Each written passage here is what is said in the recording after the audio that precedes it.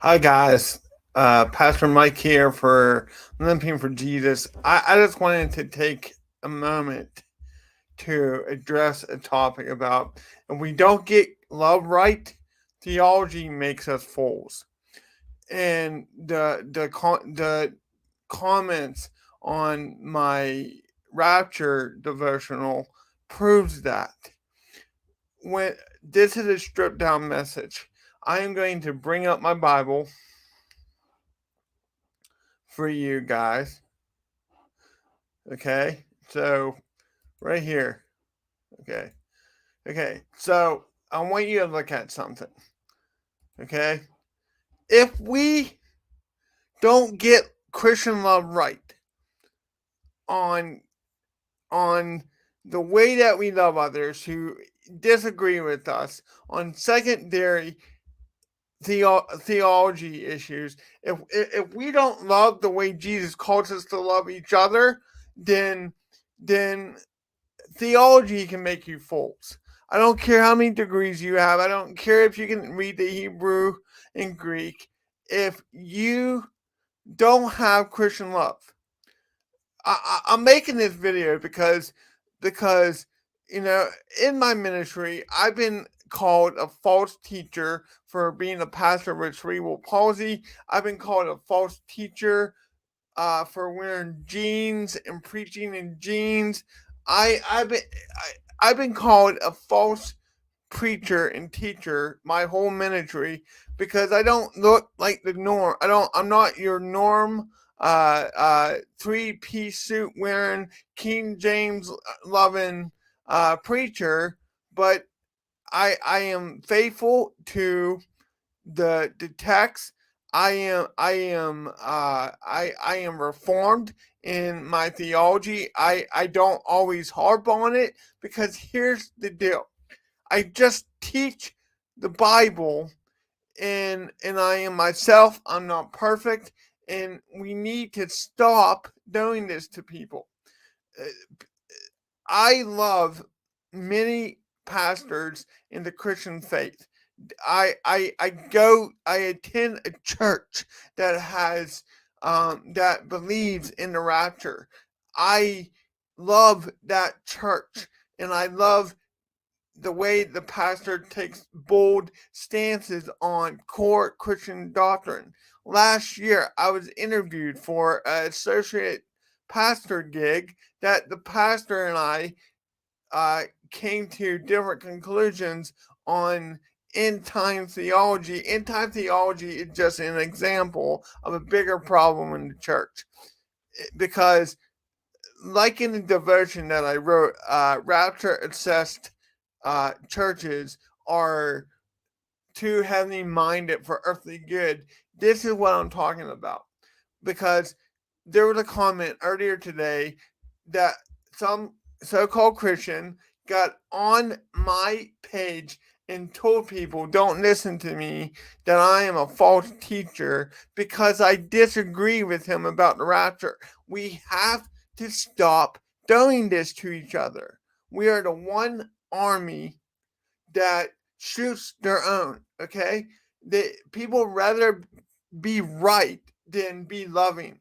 Here's the deal: if I had, if I had, if I had a conversation with Pastor John MacArthur, and I used him as an example, I've been blessed. Look, look. Where's the Bible at? I have every version of his study Bible. Every one.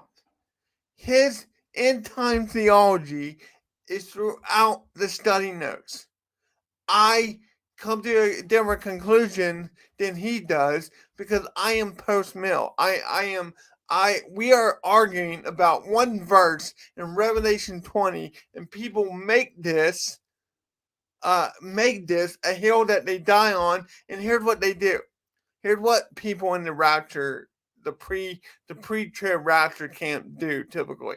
If you don't believe the way they do, then you're not a real Christian. That if you're that way on any secondary issue, you need to check your heart because People do this all the time. I'm just using rapture theology as an example. People do this with Bible translations. Well, if you don't like my Bible and if you don't like the way I worship, then you're not a Christian. You got to stop doing this. There are core doctrine that you must believe to be a biblical Christian. The deity of Christ, original sin, the Trinity. Okay, security of salvation, to name a few. Those are some of the big ones, right? But on secondary issues, we need to be like this. Excuse me, the quote I listed earlier this week. In essentials, unity.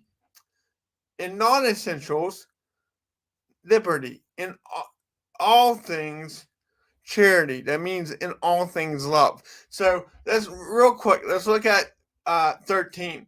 1 Corinthians 13. This is Paul. If I speak in the tongues of men and of angels, but have not love, I am a noisy gong or clanging cymbal. And if I have prophetic powers and understand all mysteries and all knowledge, and if I have all faith so to have removed mountains, but have not love, I am nothing. If I give away all I have, and if I deliver up my body to be burned, but have not love, I gain nothing. Love is patient and kind. Love does not envy or boast. It is not arrogant or rude. It does not insist on its own way. It is not irritable or resentful. It does not rejoice at wrongdoing. Homies, I don't care what you believe about end time theology. I don't really care. I don't really care. I don't care that you agree to disagree with me. I don't care. What I do care about is people looking on the outside into Christianity and see the way we hate on each other. Okay? On secondary issues. If you immediately, because you can't have critical thinking, understand that maybe, just maybe, your view on the rapture is wrong, or my view is wrong on being post-mill, if you get your knee-jerk reaction is to call someone who disagrees with you a false teacher or a false Christian, then we all lose, okay? Homies, friends, brothers and sisters in Christ, listen to me. The book of Revelation and end times theology is not worth dividing over. It's not. There are great men, pastors, who get up every Sunday and preach. And I don't agree. I come to a different conclusion than they do on end time theology. What I want to encourage you to do is when you hear something that is a secondary issue, like the rapture or mode of baptism, I want you to pause. And before you become a keyboard ninja for Jesus, I want you to ask yourself a few things. Am I about to post in a way that honors Christ and my neighbor? I don't care if you get on a post of mine about end time theology or whatever topic and disagree with me if you come in love. Love is kind and patient. It's not rude. When you get on someone's ministry page or any page and call them a false teacher because they disagree with you on a secondary issue, that is not walking in love. And then non-believers are looking at us like we're jerks, because we are. Stop it. Be kind. Be loving. Okay? That's all you need to do. As a Christian, love God, love others. Know Him and make Him known. When you feel like it's your God-given mission to die on the hill of the rapture, you're just looking like an idiot and a jerk. If I get on, see, a couple years ago, at the church I was pastoring, I taught all the views in a group of sermons. I let them know up front that I am post-mill. I believe it is the most victorious view of end times. It has a golden age of Christ-loving, Christ-exalting victory that will come one day in earth before He returns. It is the view that has Christ coming back to a planet that is waiting her king. But guess what? I can be wrong, right? I can be wrong. I could be wrong that the book of Revelation has been largely fulfilled by AD 70 with the destruction of the temple in Jerusalem. America is not in the book of Revelation at all. Verses about the dragon and everything is not about Apache helicopters. The mark of the beast is not about a tattoo or a credit card or anything like that, or a computer chip. It is a Middle Eastern book written during Middle Eastern times. Okay?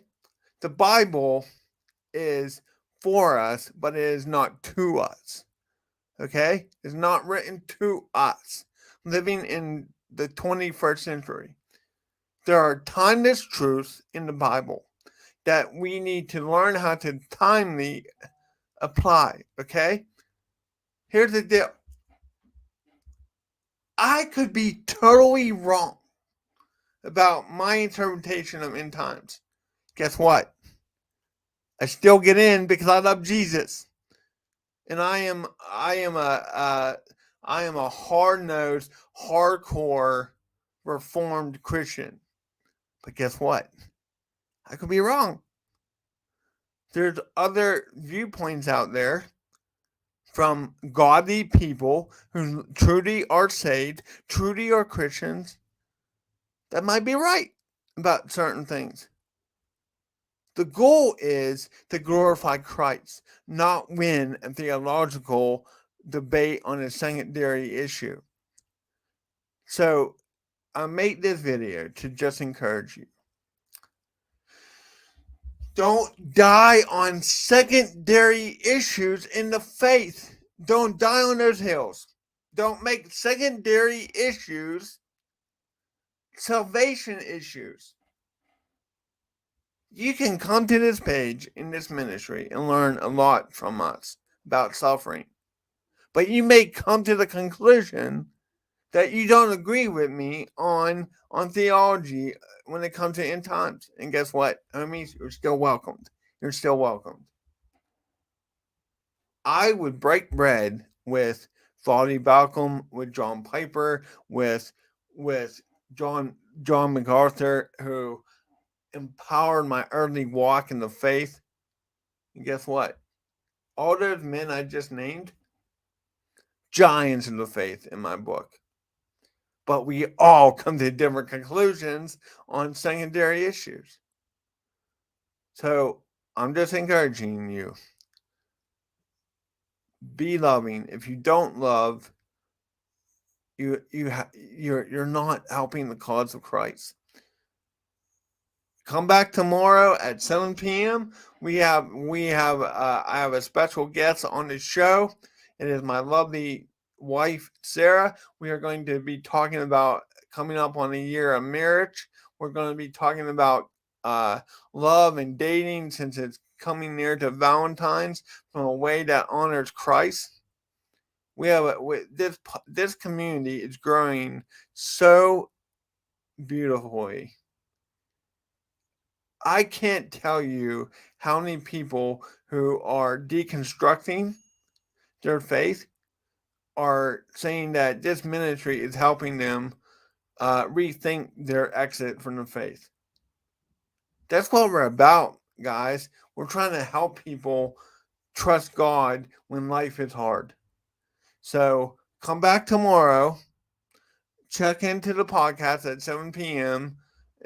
Join me and Sarah to talk about real life stuff. And until then, I just want to encourage you guys. Nip well, nip loved. God bless, and have a great night.